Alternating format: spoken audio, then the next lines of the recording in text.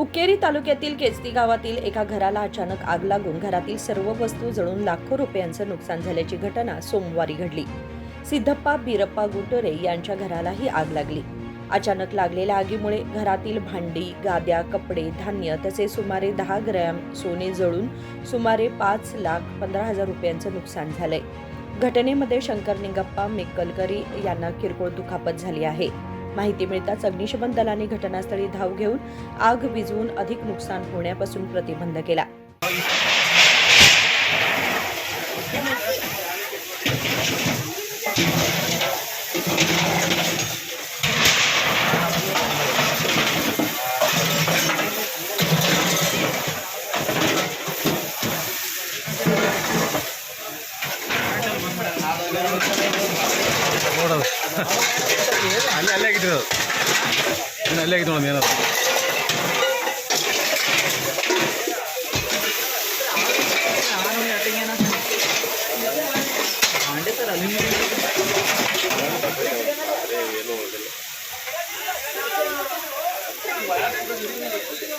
ಅದು ವಾರ ನೋಡಿ